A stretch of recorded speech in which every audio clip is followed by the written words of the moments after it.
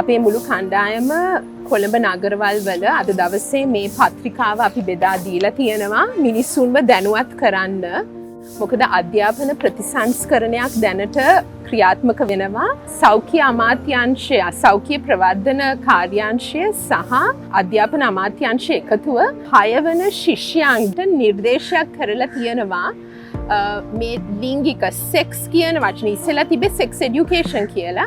නමුත් දැන් කියලා තියෙනවා සෙක්ෂුවැලිටි. සෙක්ෂුවැලිටි කියන්නේ ලිංගික දිශානතිය සම්බන්ධයෙන් මේ පොඩි අහිංසක මනස් අවුල් කරන විකෘති කාමුක දේවල් ළමයින්ගේ මනස් වලට මේ සමලිංගික ක්‍රියාවල් ප්‍රවර්ධනය කිරීමේ ක්‍රියාවලියකට නිර්දේශ කරලා තියෙනවා අධ්‍යාපන ප්‍රතිසංස්කරණ. මේක සම්පූර්ණයෙන්ම අපිට ඉඩ දෙන්න බෑ. දෙමව්පියන් වශයෙන් අපි විශ්වාස කරනවා ළමයින්ට යම්කිසි යහපතක් සිදු වෙනවා කියලා ඉස්කෝලවල. නමුත් මෙවැනි ව්‍යාකූල දේවල් වලින් ළමයින්ව විනාශ කරන්න අපිට කිසිසේත් ඉඩ දෙන්න බෑ.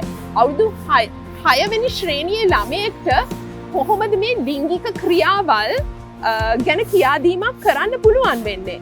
ඉතින් මේ අවස්ථාවේදී මේ සමලිංගික ප්‍රවර්ධනය, මේ ලිංගික දිශානතිය කියන්නේ එතන කාණ්ඩ 80ක් තියෙනවා.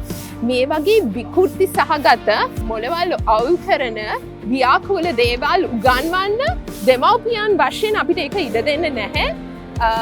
මව්වරුන් වශයෙන් සහ පියවරුන් වශයෙන් මේ මිලියන ගණනක පවුල් වලට මේ පහර දීමක් සිදු කිරීමට අපිට කිසිසේත් ඉඩ දෙන්නේ නැහැ.